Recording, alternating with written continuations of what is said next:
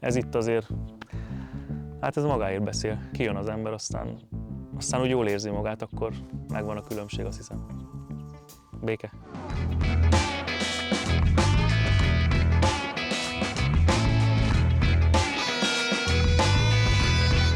Ez itt a Kis Coma. Bár én törzsökes rezi vagyok, akkor ismertem meg a Rezi hegyet igazán, amikor pincét kerestünk, vagy szerettünk volna a faluhelyen falusi életet élni, ezért az volt a legjobb, hogy lejövünk ide a Szőlőhegybe. Bejártuk Tolnát-Baranyát, vagy hát a Kümeltől egészen az Almás-dombig.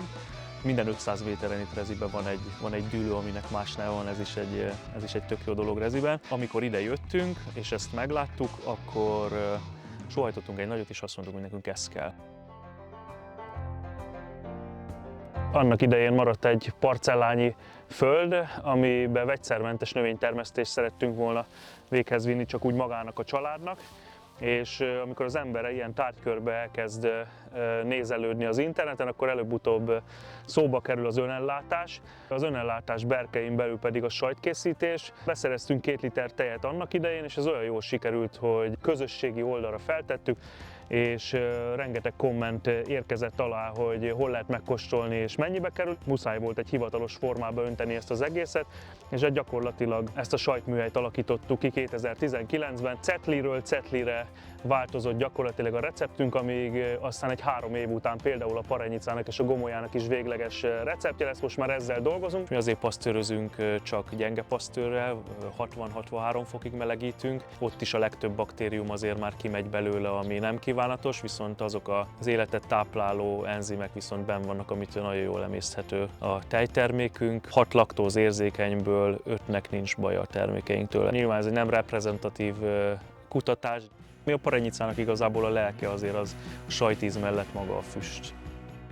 Bükkfaforgácsot használunk a füstöléshez, kis szekrénybe oldjuk meg. Szép aranybarnára fognak a sajtok így átalakulni a felületükön. Nem füstöljük őket túl, tehát nem lesz egy ilyen brutálisan füstölt sajt, de pont jó.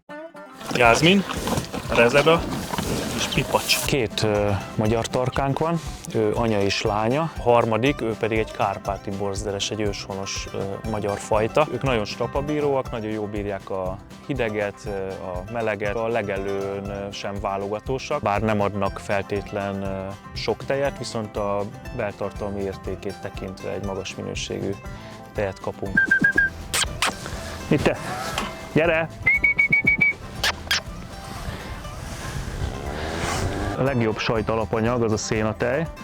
A legjobb dolog, ami történhet egy állattal, hogyha szénát eszik, és velünk is, mert a legkönnyebben feldolgozható tej véleményünk szerint a szénatej. Nem is feltétlenül arra gondolok, hogy milyen könnyű vele dolgozni, hanem arra, hogy milyen finom, édes, hihetetlen magas extrakt tartalommal rendelkező tejet fogunk kapni, ami által a sajtok is sokkal kerekebb és finomabb ízűek lesznek, és a mögöttünk látható területen pedig valamennyi zöldet is tudnak hozzá enni, úgyhogy tulajdonképpen mint egy herbária ők innét legelnek, és akár csak azért, hogy gyógyítsák magukat, azért, hogy jól lakjanak, és azért, hogy nekünk minél finomabb tejünk legyen, ők itt legelnek és ezt teszik.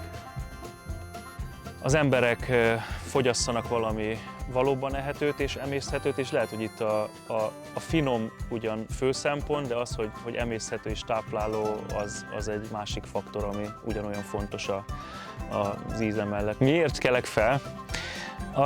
A gyerekeim boldogságáért, azért, hogy valami maradandót tudjak nekik átadni, jó példával járjak elő, hogy szerintem faluhelyen falusias életet kell élni.